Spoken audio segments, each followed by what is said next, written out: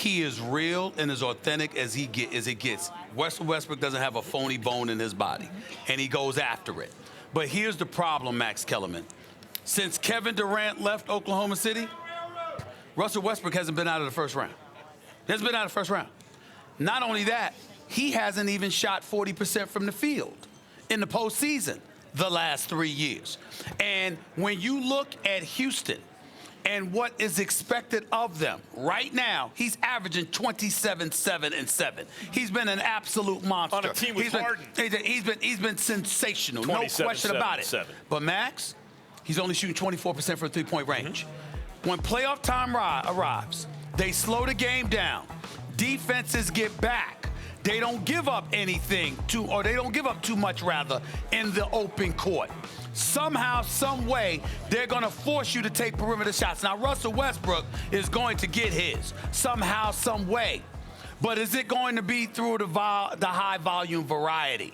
That doesn't necessarily work come postseason time. You're going to have to elevate your level of efficiency. And if you don't do that, plus you're temperamental, and it gets physical. He clearly is strong enough, big enough. He can be a bully when he wants to be, because you got a lot of cats that's scared of him, and they should be, because he is ferocious. But in the end, that can work against you come playoff time, particularly against some of the bigger names. He'll need to be careful. First of all, I agree with Westbrook about kind of unfairly at times being singled out, including last night. I don't think the world is used to that level of aggression. And sometimes he gets unfairly blamed for stuff because of it, because people just like see a ball of aggression. And you know how I always say LeBron is like magic and Michael Jordan had a baby and it was LeBron James?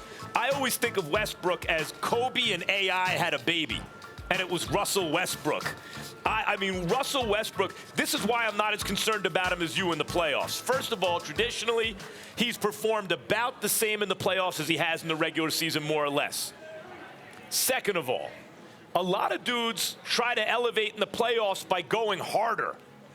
Russell Westbrook can't go any harder. He gives the fans their money's worth every single time he steps out on the court. It's the reason he might be my favorite athlete in sports, period. But one thing you can do in the playoffs is you can play smarter. You know, brains plays in the playoffs. And you have time to prepare. You have time to contemplate what might go wrong and how to control yourself. How can he play smarter? He has to keep himself under control. Westbrook has always got the pedal to the metal. And by the way, his job on this team is to push it and to get into the paint and all that stuff.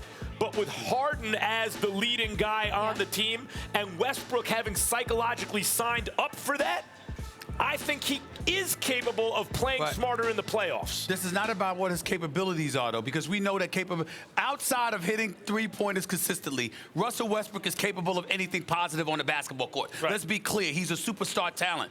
But let's go back to those highlights, please, that we were showing when he was just with the Golden State Warriors. This is not the day to talk about how it's unfair to Russell Westbrook. Go back and show those highlights, please. The same highlights you just showed. He's over there at the bench. He's talking to Klay Thompson. He's talking to the Golden State. Why are you over there? I'm just saying. The point is this. Nobody's instigating. And then security. But Klay Thompson is chirping wait a minute. But because he's over at their bench. He can talk. No, he wasn't even looking at him. Listen, y'all, listen to my point.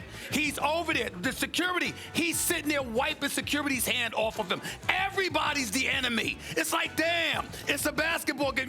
You're looking to instigate and start stuff with everybody sometimes. He gets that way. He's a ferocious competitor. We applaud it. But those guys are not the Golden State Warriors bench. They're security, and look at him. The referee, he's pushing the referee hand off. Security's off. It's like everybody's telling him, calm down. What are you doing? It's a basketball game. The guy's standing there, getting ready to go to the bench. He's sitting there, he's gonna bump into the guy and then look like he's the victim. Stop it. Hold up.